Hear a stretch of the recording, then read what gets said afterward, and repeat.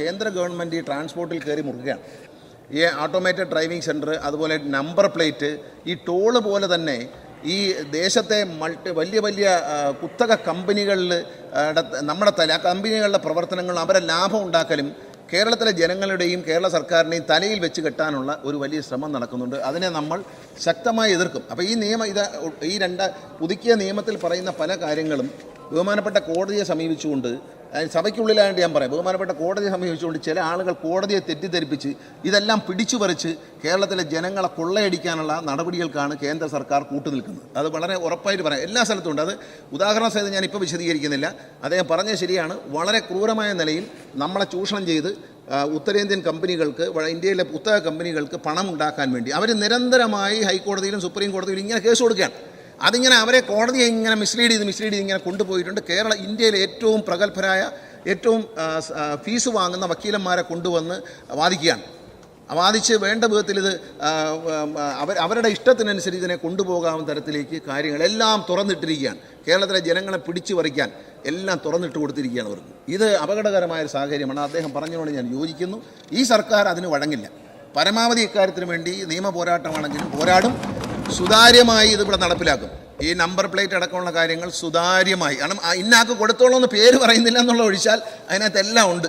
ഈ സാധനം ഇന്ന മുതലാളിക്ക് കൊടുക്കണം എന്ന് പറഞ്ഞിട്ടുണ്ട്. പക്ഷേ അതിൽ പേര് പറഞ്ഞിട്ടില്ലെന്നേ ഉള്ളൂ. മുതലാളി വാങ്ങിച്ചോളും, നിങ്ങൾ നിന്നു കൊടുത്താൽ മതി. അങ്ങനെ ഈ സർക്കാർ നിന്നു കൊടുക്കത്തില്ല.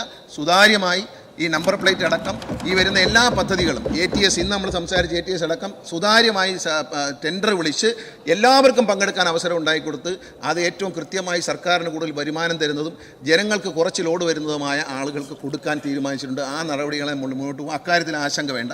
പിന്നെ അദ്ദേഹം പറഞ്ഞത് ഈ ടിപ്പർ ലോറികളെ കുറിച്ചാണ്. ടിപ്പർ ലോറികൾ മോട്ടോർ വെഹിക്കിൾ ഡിപ്പാർട്ട്മെൻറ്റ് പിടിച്ചിടാറില്ല. ഓവർലോഡ് പിടിക്കണമെന്ന് ബഹുമാനപ്പെട്ട ഹൈക്കോടതിയുടെ ഉത്തരവാണ്. അതെങ്ങനെ വന്നു എന്ന് വെച്ചാൽ അതുകൂടിയും ബഹുമാനപ്പെട്ട അംഗം മനസ്സിലാക്കണം. ഈ ലോറി ഉടമകൾ പരസ്പരം കേസ് കൊടുക്കാൻ, ഇവർ കേസ് കൊടുത്തിട്ട് കോടതി പറഞ്ഞു ഓവർലോഡും കൊണ്ട് പോകുന്നവരെല്ലാം പിടിച്ചാൽ മാത്രം പോരാ, ഡ്രൈവറെ ലൈസൻസ് റദ്ദാക്കുക. ഈ ഡ്രൈവറെ ലൈസൻസ് 3 മാസത്തേക്ക് റദ്ദാക്കിയാൽ അയാളുടെ ജോലി പിറ്റേ ദിവസം തന്നെ പോകും. മുതലാളി വേറൊരു ഡ്രൈവറെ വിളിക്കും, ഈ വണ്ടി ഉടമ. ഈ ഡ്രൈവർ പണിയില്ലാതെ 3 മാസം വീട്ടിലിരിക്കാൻ പുതിയ ഡ്രൈവർ കയറും. പക്ഷേ ഈ ഡ്രൈവറുടെ ജീവിതം കുട്ടിച്ചോറായി മാറും. പക്ഷേ എന്താണ് കേസ് കൊടുത്താരാണ്? ഇവിടുത്തെ ലോറി ഉടമകളാണ് കേസ് കൊടുത്തത്. ഇപ്പോൾ ഉദാഹരണത്തിന് കണ്ടെയ്നർ വന്നിറങ്ങും. ഒരു കണ്ടെയ്നർ ഇറങ്ങുമ്പോൾ അതിൻ്റെ വെയിറ്റ് എത്രയുണ്ടെന്ന് ഡ്രൈവർക്ക് അറിയാൻ പറ്റത്തില്ല. കണ്ടെയ്നർ കപ്പലിൽ നിന്ന് ഇറക്കി ലോറിയിൽ കയറ്റി വെച്ച് കൊടുക്കും. അത് ഏതോ രാജ്യത്ത് നിന്ന് ലോഡ് ചെയ്ത് വന്നാണ്, അത് ഓവർലോഡാണ് എന്ന് പറഞ്ഞിട്ട് ഫൈൻ അടിച്ച് ഡ്രൈവറുടെ ലൈസൻസ് കളയുക. ഇങ്ങനെ ബഹുമാനപ്പെട്ട ഹൈക്കോടതിയിൽ പോയി ഈ ഉടമകൾ അങ്ങോട്ടും ഇങ്ങോട്ടും കേസ് പറയാൻ, ഇവരങ്ങോട്ടും ഇങ്ങോട്ടും കേസ് പറഞ്ഞ് നമ്മളെ ബുദ്ധിമുട്ടിലാക്കുകയാണ്. കാരണം ജനങ്ങളെ ഒരു താല്പര്യമോ ജീവനക്കാരെ ഒരു താല്പര്യമോ സംരക്ഷിക്കാൻ കഴിയാത്ത വിധത്തിലുള്ള വിധികൾ ഈ ഉടമകൾ വാങ്ങി വയ്ക്കുകയാണ്. അവരിൽ നിന്ന് പിന്മാറാൻ ഒരുപാട് സംഘടനകളുണ്ട്, ഓരോരുത്തർ മാറിയും തിരിഞ്ഞും കേസ് കൊടുക്കാൻ. അതാണ് ഒരു കാര്യം. പിന്നെ അതുകൂടാതെ അദ്ദേഹം പറഞ്ഞ RTO ഓഫീസിനെ കുറിച്ച് അദ്ദേഹം സൂചിപ്പിച്ചു. ഈ പിന്നെ വേ ബ്രിഡ്ജിനെ കുറിച്ചാണ്. വേ ബ്രിഡ്ജ് വ്യവസായ വകുപ്പിൻ്റെയും വേ ബ്രിഡ്ജ് എല്ലാ ക്വാറികളിലും സ്ഥാപിക്കണം എന്നുള്ളത് വ്യവസായ വകുപ്പിൻ്റെയും ജിയോളജി വകുപ്പിൻ്റെയും ഉത്തരവുണ്ട്, നിലവിൽ ഉത്തരവുണ്ട്. അത് നടപ്പിലാക്കുന്നില്ല എന്നുള്ളതാണ്. നടപ്പിലാക്കാനുള്ള നടപടി ആ വകുപ്പ് സ്വീകരിക്കേണ്ടതാണ്. ഈ മോട്ടോർ വെഹിക്കിൾ ഡിപ്പാർട്ട്മെൻറ്റ് ഓഫീസിനെ കുറിച്ച് അദ്ദേഹം പറഞ്ഞു. അത് ഈ ഏജൻറ്റന്മാരെന്ന് പറയുന്ന സംഘമുണ്ട്, അവർ അദ്ദേഹത്തെ തെറ്റിദ്ധരിപ്പിച്ചതാണ്. 1 മണിക്ക് ശേഷം ഒരു ജോലിയും ചെയ്യാൻ, 1 മണിക്കൊന്നല്ല, രാവിലെ വന്നാൽ ഒരു ജോലിയും ചെയ്യാൻ ഉദ്യോഗസ്ഥരെ സമ്മതി. ഇവരിതിനകത്ത് കയറി കറങ്ങുകയാണ്. നമ്മൾ കാണുന്നുണ്ട്, TV-യിൽ കാണുന്നുണ്ട്. ആ ഒരു ഉദ്യോഗസ്ഥൻ്റെ കമ്പ്യൂട്ടറിൽ കയറി, ഇന്നത് ബഹുമാനപ്പെട്ട അംഗം തന്നെ പറഞ്ഞു, ഒരു ഉദ്യോഗസ്ഥൻ്റെ കമ്പ്യൂട്ടറിൽ വെളിയിൽ നിന്ന് ഒരാൾ കയറി ഓപ്പറേറ്റ് ചെയ്യാണ്, പാസ്വേഡ് വാങ്ങിച്ചിട്ട്. ഏജൻറ്റാണ് ചെയ്യുന്നത്. അത്തരം ഏജൻറ്റുമാരെയും കൺസൾട്ടന്മാരെയും ഓഫീസിനകത്ത് അനുവദിക്കാൻ പറ്റത്തില്ല. 1 മണിവരെ എന്ന് നിർദ്ദേശിച്ചത്. 1 മണിവരെ എന്ത് ആവശ്യത്തിനും വരാം, എന്തും ചോദിക്കാം. പിന്നെ ഒരു സേവനത്തിനും ഇനി കൗണ്ടറിൽ പോകണ്ട, ഓൺലൈനായിട്ടാണ് എല്ലാം. പിന്നെ അദ്ദേഹം പറഞ്ഞു ക്ലറിക്കൽ സ്റ്റാഫ്, ഇതൊക്കെ വെറുതെ തെറ്റിദ്ധരിക്കുക. ഈ സഭയിൽ തന്നെ പറഞ്ഞ കാര്യമാണ്. ക്ലറിക്കൽ സ്റ്റാഫിന് ഇപ്പോൾ തിരുവനന്തപുരത്ത് ക്ലറിക്കൽ സ്റ്റാഫിന് വർക്ക് ലോഡ് കൂടുതലാണ്. അപ്പോൾ കൂടുതൽ ആളെ വേണം. പക്ഷേ കോന്നിയിലും പത്തനാപുരത്തും ക്ലറിക്കൽ സ്റ്റാഫ് വെറുതെ ഇരിപ്പുണ്ട്, പുനലൂർ ഇരിപ്പുണ്ട്, പല സ്ഥലത്തും ഇരിപ്പുണ്ട്. ഇങ്ങനെ സബ് RTO നമ്മൾ ചെയ്യുന്നത് വെച്ചാൽ ഏറ്റവും ശാസ്ത്രീയമായ ഒരു കാര്യം ചെയ്തു. എറണാകുളത്ത് 1500 ഫയലുണ്ടെങ്കിൽ ഈ 1500 അങ്ങ് ഡിവൈഡ് ചെയ്യാം. കേരളത്തിൽ മൊത്തം മോട്ടോർ വെഹിക്കിൾ ഡിപ്പാർട്ട്മെൻറ്റിന് 1,00,000 ഫയലുണ്ടെങ്കിൽ ഈ 1,00,000 ഫയലും ഡിവൈഡ് ചെയ്ത് എല്ലാ ഓഫീസിലും ക്ലറിക്കൽ സ്റ്റാഫിന് പോകും. അവർ 5 ദിവസത്തിനുള്ളിൽ വെച്ചുകൊണ്ടിരിക്കാൻ പാടില്ല. ഞാൻ ഈ സഭയിൽ തന്നെ പറഞ്ഞു, വെച്ചുകൊണ്ടിരുന്നാൽ അവരെ ആ സീറ്റിൽ നിന്ന് സ്ഥലം മാറ്റും. ഇതാണ് തീരുമാനം. പിന്നെ എങ്ങനെ കാലതാമസം വരും?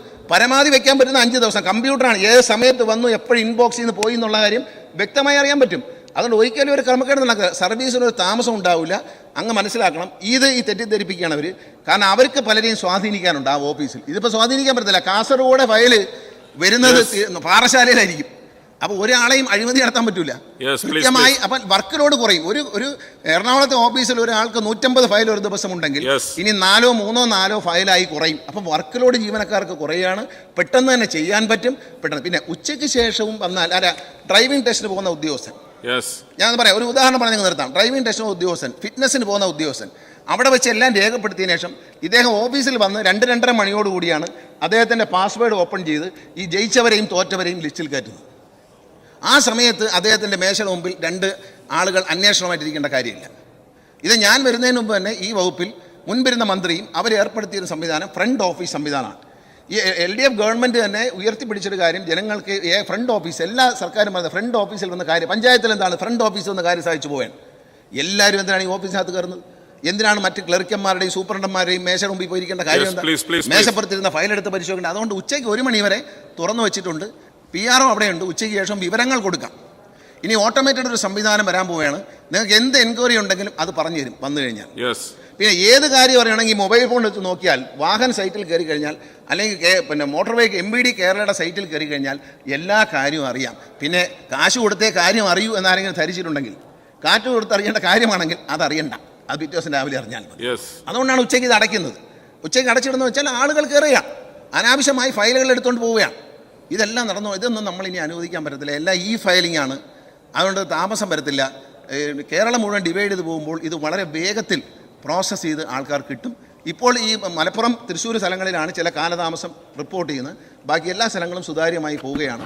അതുകൊണ്ട് ബഹുമാനപ്പെട്ട അങ്ങ് പറഞ്ഞ കാര്യങ്ങൾ പലതും ശരിയാണ്. പക്ഷേ ഇതിൽ ചില കാര്യങ്ങൾ അദ്ദേഹത്തെ ഇതിനിടയിൽ കൂടെ ആരോ തെറ്റിദ്ധരിപ്പിച്ചിരിക്കുകയാണ്. അത് തൊഴിലാളികളുമായി ബന്ധപ്പെട്ടതല്ല. ഈ ഓട്ടോ കൺസൾട്ടൻ്റ് എന്ന് പറഞ്ഞ് ആളുകളിൽ നിന്ന് പണം വാങ്ങി വ്യവഹാരം നടത്തുന്ന, ഇടയിൽ നിന്ന് ഇടനില പരിപാടി നടത്തുന്ന ചില ആളുകൾക്ക് ചില ബുദ്ധിമുട്ടുണ്ടായിട്ടുണ്ടെന്നുള്ളത് ശരിയാണ്. അവരെ ആക്രമിക്കുന്നില്ല, അവരെ ഉപദ്രവിക്കുന്നില്ല.